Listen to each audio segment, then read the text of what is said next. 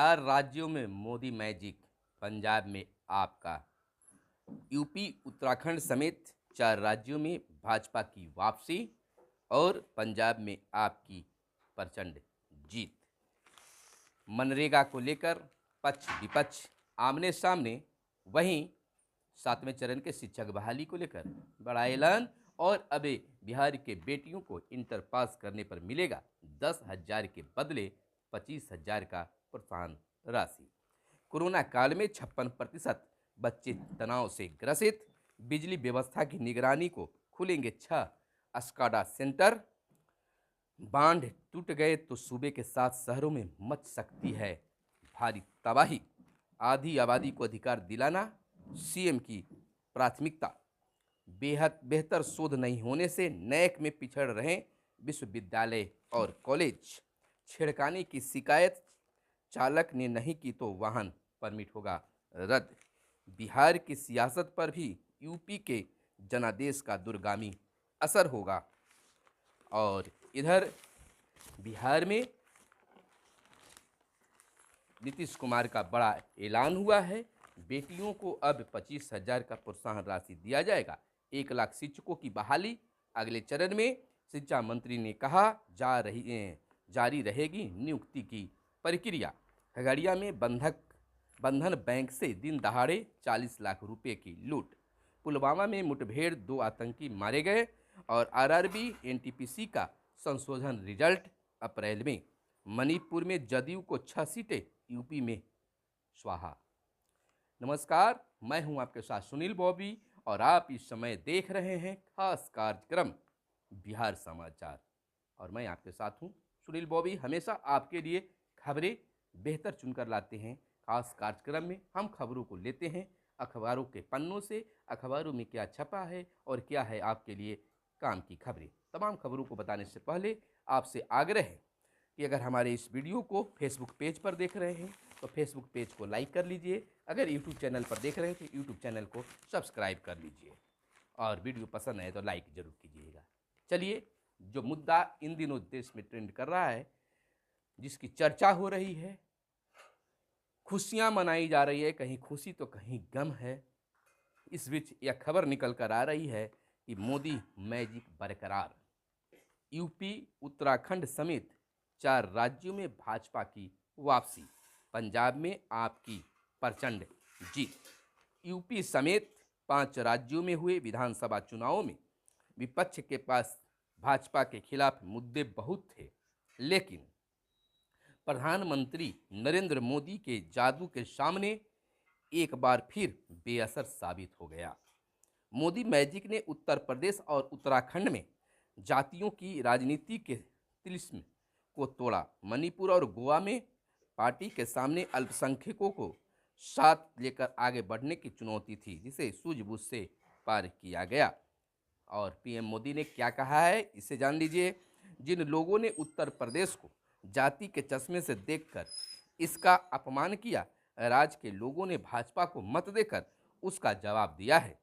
मैं गरीबों को उनके अधिकार मिलने तक चैन से नहीं बैठूंगा। हम हर गरीब तक पहुंचेंगे जो लाभ के हकदार हैं। और इधर बिहार के सियासत पर दूरगामी असर। उत्तर प्रदेश समेत 5 राज्यों में चुनाव नतीजों का बिहार की राजनीति पर भी दूरगामी असर पड़ेगा। पश्चिम बंगाल और झारखंड की पराजय ने बिहार में भी भाजपा का मनोबल तोड़ा था। यूपी की बड़ी जीत समेत 4 राज्यों में वापसी से इसे बिहार में भी नई ताकत और ऊर्जा मिली है। उत्तर प्रदेश में बड़ी जीत को बिहार भाजपा अपने से भी जोड़कर देख रही है। यानी कि बिहार में भी भाजपा के पैर मजबूत हो सकते हैं। लेकिन दूसरी ओर बात कर लेते हैं पंजाब की, तो पंजाब में जिस प्रकार से आपकी प्रचंड जीत हुई है, तो कह सकते हैं कि ये राष्ट्रीय फलक पर इसका उदय हुआ है। यानी दिल्ली के बाद अब पंजाब में भी आपका पांव मजबूत हुआ है। ऐसा लोगों का मानना है कि धीरे धीरे आपका भी विस्तार राष्ट्रीय स्तर पर होगा। आपको बता दें कि उत्तर प्रदेश में काफ़ी अच्छा जीत हुआ है। अभिवादन मोदी जी ने कार्यकर्ताओं को किया है। बखूबी सबको धन्यवाद ज्ञापित किया है। आपको दूसरी खबर की ओर लेकर चलते हैं। आपको बता दें, 1 लाख शिक्षकों की बहाली अगले चरण में होगा। शिक्षा मंत्री ने घोषणा की है कि जारी रहेगी नियुक्ति की प्रक्रिया। जहां शिक्षक अभ्यर्थी अब ये मान रहे हैं कि अब प्रक्रिया नहीं होगी, यानी कि नियुक्ति नहीं होगी, वहीं सदन में बिहार के शिक्षा मंत्री विजय कुमार चौधरी ने घोषणा कर दिया है कि नियुक्ति की प्रक्रिया बंद नहीं होगी बल्कि जारी होगी। 25,000 मिलेंगे इंटर पास छात्राओं को आगामी वित्तीय वर्ष से, यानी कि अब जो बेटियां इंटर पास करेंगी अगले वित्तीय वर्ष से, उन्हें 10,000 के बदले 25,000 रुपये प्रोत्साहन राशि दिए जाएंगे। लेकिन कंडीशन उसमें है कि लड़कियां अविवाहित होनी चाहिए। और 12 अनुमंडलों में डिग्री कॉलेज, क्या क्या घोषणाएं हुई है इस पर एक नज़र डाल लेते हैं। गया, दरभंगा, भागलपुर और पूर्णिया में बाल भवन का होगा निर्माण। 12वीं तक बांग्ला भाषी शिक्षकों के लिए प्रशिक्षण मॉड्यूल बनेंगे और शिक्षक प्रशिक्षण नीति का निर्माण होगा, उसका क्रियान्वयन भी होगा। मगध विश्वविद्यालय बोध गया में 100 शैया वाले छात्रावास का निर्माण होगा और पटना विश्वविद्यालय के व्हीलर सीनेट हॉल में मरम्मत 2.5 करोड़ से होगी और पटना विश्वविद्यालय का प्रशासनिक भवन 150 करोड़ की लागत से बनेगा। पूर्णिया में विश्वविद्यालय में 6.18 करोड़ की लागत से चहारदीवारी का निर्माण होगा। आपको बता दें कि बिहार के शिक्षा मंत्री विजय कुमार चौधरी ने कहा है कि 1 महीने में राज्य में 41,000 शिक्षकों की बहाली हुई है। निकट भविष्य में 50,000 और शिक्षकों की बहाली होगी। इसके अलावा प्राथमिक स्कूलों के लिए 40,000 से अधिक प्रधान शिक्षक और हाई स्कूल के लिए 6,412 हेडमास्टर की बहाली होगी। साथ ही 3500 पदों पर शारीरिक शिक्षा सह स्वास्थ्य अनुदेशकों की नियुक्ति की जाएगी। मंत्री ने कहा है कि यह अंतिम नियुक्ति नहीं है, राज्य में शिक्षक नियुक्ति प्रक्रिया चल रही है और यह लगातार आगे भी जारी रहेगी। बीते दिन विधानसभा में शिक्षा मंत्री का बजट पेश करते हुए मंत्री ने कहा कि टीएटी और एसटीएटी एक पात्रता परीक्षा है। इस परीक्षा में पास करने का यह अर्थ है कि सबों को नौकरी मिल सकती है और विपक्ष इस मामले पर अभ्यर्थियों को गुमराह कर रहा है। जब भी रिक्तियां निकलेगी, टीएटी एसटीएटी पास अभ्यर्थी आवेदन करेंगे और मेरिट लिस्ट के आधार पर उनकी नियुक्ति की जाएगी। शैक्षणिक सत्र 2022-23 को भावी परियोजना पर मंत्री ने कहा कि मंत्री सभी प्राथमिक, मध्य और उच्च विद्यालयों में पूर्णकालीन प्रधानाध्यापक, प्राचार्य की नियुक्ति बीपीएससी से ली जाएगी। इधर सभी कस्तूरबा गांधी विद्यालयों को ग्रेड 12 तक अपग्रेड किया जाएगा और इधर 12 अनुमंडलों में डिग्री कॉलेज। शिक्षा मंत्री ने कहा कि 7 निश्चय 2 के तहत वित्तीय वर्ष 22-23 से सीएम बालिका इंटरमीडिएट प्रोत्साहन योजना के तहत इंटर पास सभी कोटि के अविवाहित छात्राओं को प्रति छात्रा 25,000 रुपये डीबीटी के माध्यम से उनके खाते में दिया जाएगा। जिन अनुमंडलों में अंगीभूत महाविद्यालय नहीं है, वैसे 12 अनुमंडलों में डिग्री कॉलेज स्थापित किए जाएंगे। तो इस तरह से कल सदन में शिक्षा मंत्री के द्वारा घोषणाओं पर घोषणा किया गया। और इधर एक दुखद खबर है कि पुलवामा में मुठभेड़, और खुशी की बात यह है कि आतंकी ढेर हुआ है, लेकिन पुलवामा में घटना दुखद माना जा सकता है। पुलवामा में मुठभेड़, 2 आतंकी मारे गए। जम्मू कश्मीर के पुलवामा जिले में बृहस्पतिवार की सुरक्षा बलों ने के साथ हुई मुठभेड़ में लश्कर ए तैयबा के 2 आतंकवादी मारे गए। मौके पर हथियार व विस्फोटक भी मिले हैं। इधर दुस्साहस किया गया है। खगड़िया में बंधन बैंक से दिन दहाड़े 40 लाख रुपए की लूट हुई है। 6 के करीब लुटेरों ने दिया है इस वारदात को अंजाम।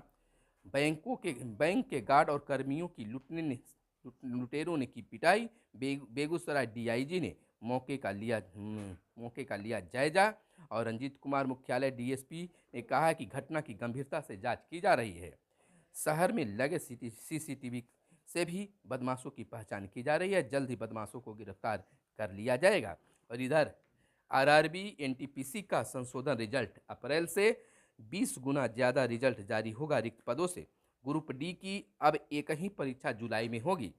एनटीपीसी सेकेंड लेवल की परीक्षा मई में होगी और मणिपुर में जदयू को 6 सीटें, यूपी में 1 भी नहीं। आपको बता दें कि इसको लेकर बिहार के मुख्यमंत्री नीतीश कुमार ने क्या कहा है। 6 सीटों पर जदयू की शानदार जीत के लिए मणिपुर की जनता को बधाई। जदयू के विजयी उम्मीदवारों, समर्पित कार्यकर्ताओं को भी बधाई व शुभकामनाएं। विजयी उम्मीदवार पूरी लगन एवं मेहनत से मणिपुर की जनता की सेवा करेंगे, ऐसा मुझे विश्वास है। आपको बता दें कि मणिपुर विधानसभा चुनाव में जदयू ने 6 सीटें जीती है। वहां जदयू के 38 उम्मीदवार मैदान में थे। वहीं उत्तर प्रदेश और पार्टी की एक भी सीट पर जीत नहीं हुई, जहां उनके 27 उम्मीदवार मैदान में थे। दोनों राज्यों में जदयू अकेले चुनाव मैदान में उतारा था। मणिपुर की लिलांग, जीरीबाग, चुनरानंदपुर और तिमाईमुख, वानकई और पिंगमई पंथ सीट पर जीत जदयू की हुई है। और इधर कुछ और खबरें जो आपको जानना जरूरी है फटाफट अंदाज में, और कुछ पंचायतों से जुड़ी खबरें हम आपको बता दें। इन दिनों मनरेगा को लेकर काफ़ी उथल पुथल है। जहां पक्ष जवाब देते थक नहीं रहा है, वहीं विपक्षी दल भी जवाब मांगने से पीछे नहीं हट रहे हैं। मनरेगा के आंकड़ों पर भिड़ा है पक्ष और विपक्ष। विधानसभा में एक दिन पुराने मामले को लेकर बीते दिन सत्ता पक्ष और विपक्ष में जमकर बहस हुई। मनरेगा को लेकर नेता विपक्ष ने बुधवार को जो आंकड़े दिए थे, गुरुवार को प्रश्नोत्तर काल में के बाद ग्रामीण विकास मंत्री श्रवण कुमार ने उन्हें गलत करार दिया। नेता विपक्ष के आंकड़े को भ्रामक व सदन को गुमराह करने वाला बताया है। इनके बाद नेता विपक्ष और मंत्री अपने अपने दावे को लेकर आपस में भिड़ गए। दोनों ओर से जमकर हो हल्ला हुआ और स्थिति मान सम्मान तथा नेता विपक्ष समेत अन्य विरोधी सदस्यों के बहिर्गमन तक पहुंच गया। बेल में आकर विपक्ष के सदस्यों ने मंत्री के खिलाफ नारे लगाए और प्रदर्शन किया। इधर तेजस्वी ने मंत्री पर राह अपने अपमान का आरोप लगाया है। उन्होंने सदस्यों से डेटा का सत्यता की जांच करने के लिए तुरंत मनरेगा के वेबसाइट खोलने का अनुरोध किया, पर मंत्री अपने जवाब पर डटे रहे। कहा कि उन्होंने जो आंकड़े रखे हैं वह पूरी तरह जवाबदेही के साथ रखे हैं। इसके बाद तेजस्वी ने यह कहते हुए सदन का बहिष्कार किया कि वे मर्माहत हुए हैं, जबकि मंत्री सदन में रहेंगे और माफ़ी नहीं मांगेंगे तब तक हम सदन में नहीं आएंगे। इधर छेड़खानी की शिकायत चालक ने नहीं की तो वाहन परमिट रद्द होगा।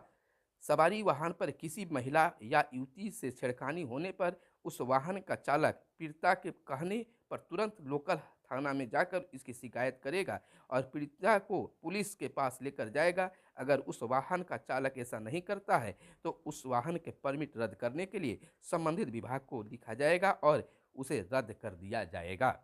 इधर बेहतर शोध नहीं होने से नैक में पिछड़ रहे हैं विश्वविद्यालय और कॉलेज। नैक ग्रेडिंग में बिहार के विश्वविद्यालय और इधर बिहार की सियासत पर भी यूपी के जनादेश का दूरगामी असर दिखने लगा है। और इधर कोरोना काल में 56% बच्चे तनावग्रसित। 9वीं से 12वीं तक के 2000 निजी स्कूलों के 1.5 लाख बच्चों को सर्वे में किया गया था शामिल। और बिजली की व्यवस्था निगरानी को खुलेंगे 6 स्काडा सेंटर। आपको बता दें कि राज्य के 6 शहरों में SCADA control and data acquisition centre खुलेंगे। इससे बिजली वितरण प्रणाली की रियल टाइम मॉनिटरिंग होगी। और इधर हम आपको बता दें कि बांध टूट गए तो सूबे के 7 शहरों में मच सकती है तबाही।